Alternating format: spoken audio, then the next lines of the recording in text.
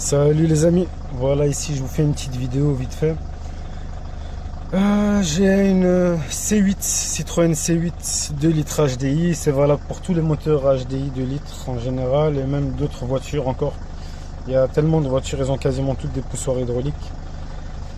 Ici j'avais un bruit, ça commençait petit à petit, au début c'était vraiment à 2000 tours minute, ça partait, ici ça a commencé à le faire de plus en plus.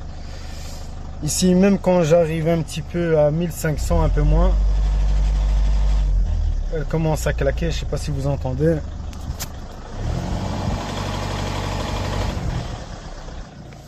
Donc voilà, pour moi j'étais persuadé que c'était les injecteurs. Non, c'est pas les injecteurs, c'est les poussoirs hydrauliques. J'ai même pensé à la pompe à vide. Je me suis dit peut-être la pompe à vide, et voilà. Le seul test qui a vraiment payé, qui m'a aidé, c'est le tournevis. Tu plantes ton tournevis là, sur la partie moteur où tu penses qu'il y a le bruit, et tu mets ton oreille contre. Et tu repères plus ou moins d'où vient le bruit, et voilà, c'est vraiment à l'intérieur. Donc je ne doute pas que ce soit les poussoirs hydrauliques. Le truc qu'il y a, c'est que je l'avais pas avant. Donc est-ce que c'est l'huile que j'ai mis? Est-ce que c'est... Je sais pas. Donc j'ai des doutes, je sais pas. Maintenant, ce que j'ai fait, j'ai mis un additif en espérant... Je vais faire une vidange. J'ai mis un additif pour pouvoir nettoyer le moteur avant la vidange.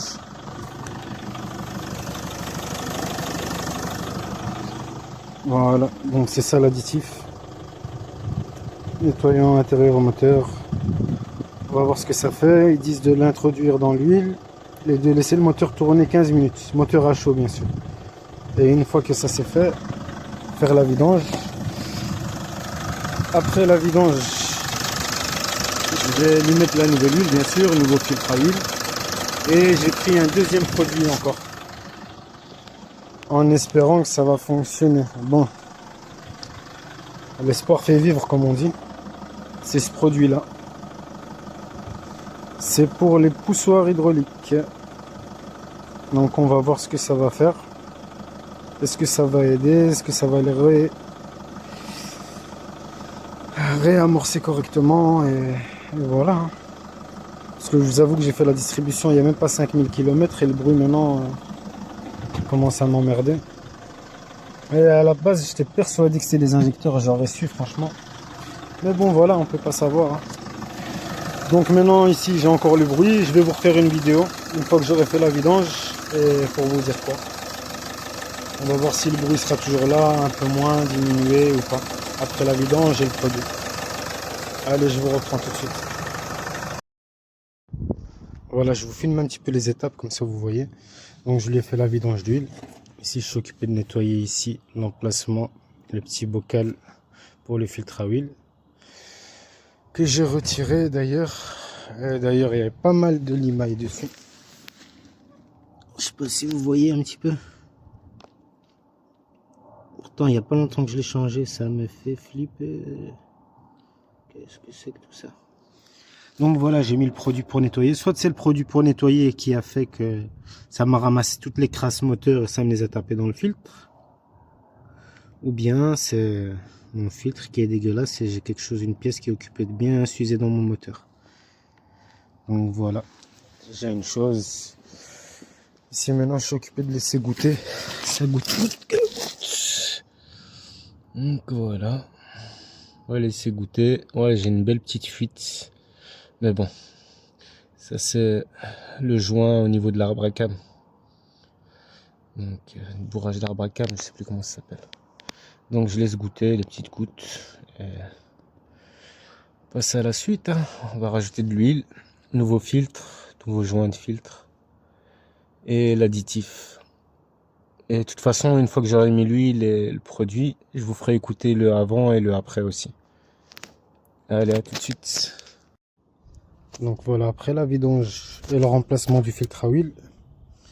Donc le filtre qui est là, juste ici en bas. Pour ceux qui s'y connaissent pas trop en mécanique et qui veulent faire ça eux-mêmes. Donc le filtre à huile, c'est ça. Donc voilà. Et maintenant, on va injecter l'huile. À mon souvenir, c'était 6 litres, mais ici, j'ai que 5 litres. On va se contenter de 5 litres jusque demain. Retirer le bouchon. Ok. Bon, j'ai pas pris de la bête d'huile non plus. Et on fait avec les moyens du bord, hein. Rien que les additifs, déjà ça m'a coûté entre 17 et 20 euros.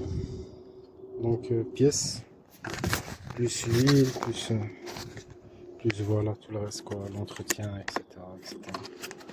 Donc je poursuis une fois que j'ai mis l'huile. Eh bien, vous savez quoi, pour le coup, j'ai pas prévu d'entonnoir. Je vous dis pas pour faire... D'ici la vidéo, on dirait pas en vidéo. Mais pour faire passer la bouteille d'huile pour accéder à ce bouchon sans faire de conneries, c'est pratiquement impossible. Donc, qu'est-ce que je vais faire? Système de dépannage. Je vais démonter ceci. Mon entonnoir d'essuie-glace. Tant pis, c'est pas grave, je vais le ramener à la maison, le dégraisser, le nettoyer. Voilà. Donc, je vais utiliser ça. J'ai pas le choix, sinon pas d'huile. Donc voilà mon entonnoir provisoire. Ok. Ah là là, je vous jure, les ingénieurs. Allez, à suivre.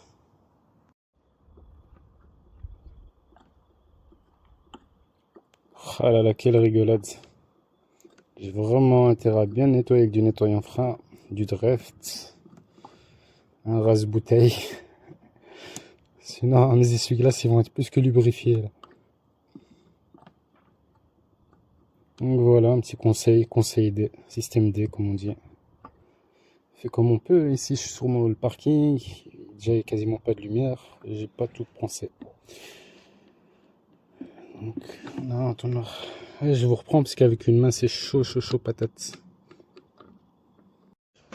Bon, le moment fatidique. On va injecter la Carapils.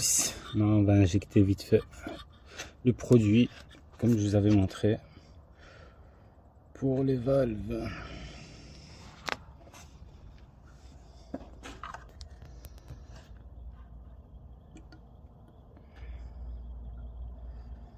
Ben, je vois plus clair dans mon téléphone que dans mon moteur. Ok.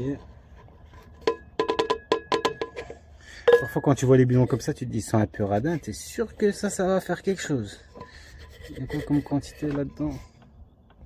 325 ml. Donc voilà. Je vous montre au cas où la référence, etc. On sait jamais que ça fonctionne.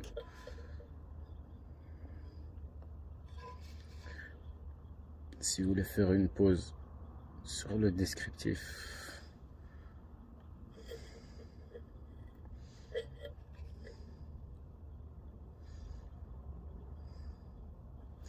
Ok.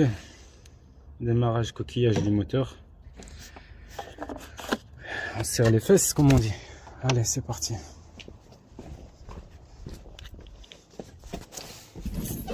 Alors. Bismillah.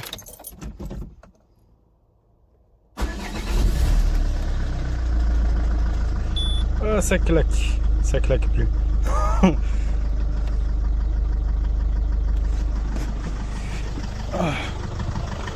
Ça fait un gros bruit de claquement, mais bon, il n'y avait plus d'huile, plus nettoyant d'huile. On va laisser tout se relubrifier correctement, puis le filtre se remplisse correctement.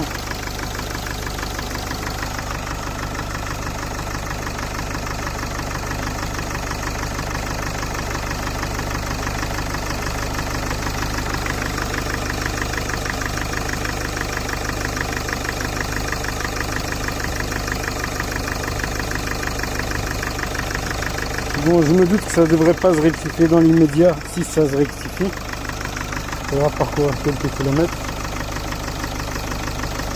Là, je vais la laisser tourner un petit 5 minutes. Le temps que l'huile, je suis sûr que l'huile elle passe un peu partout.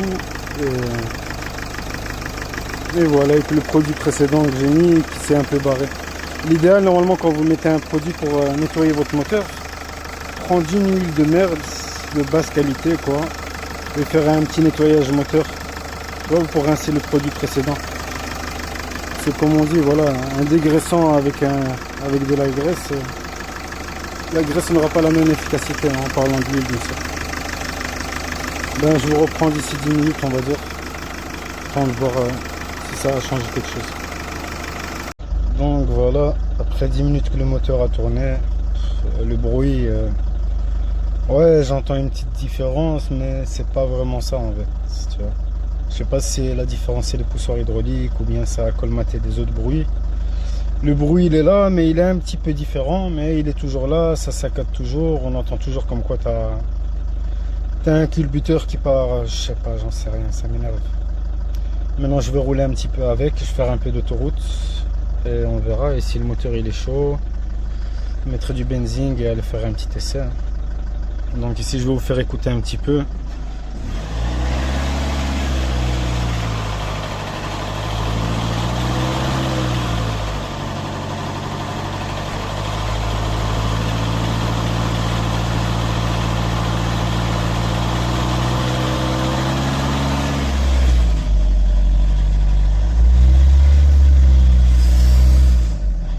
Voilà, donc c'est vraiment quand j'arrive, voilà, ici ça commence petit à petit, et voilà, là ça le fait.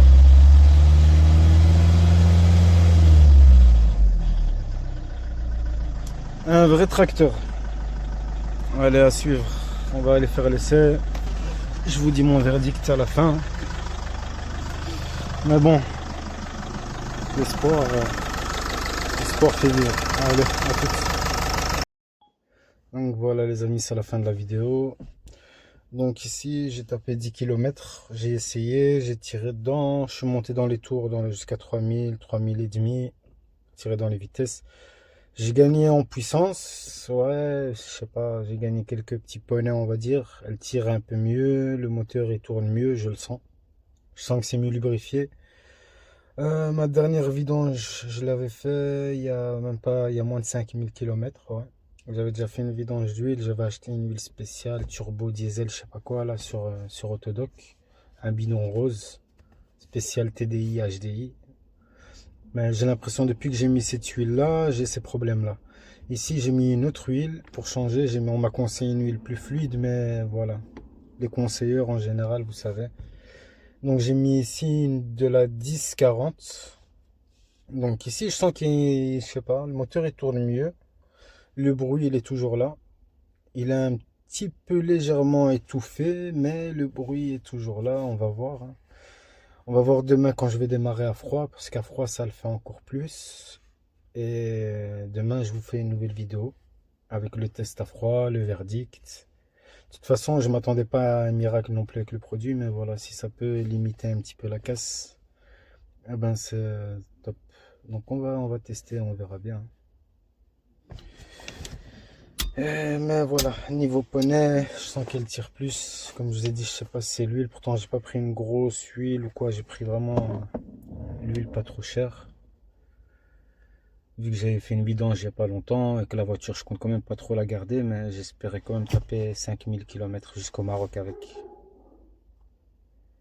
Et voilà, dites-moi ce que vous en pensez dans les commentaires, si vous avez une idée, si vous pensez que c'est autre chose, mais pour moi, je vois que ça, je vois pas autre chose. Allez, merci à vous, n'hésitez pas à vous abonner, partager, et je vous ferai des autres vidéos sur le trajet pour le Maroc aussi.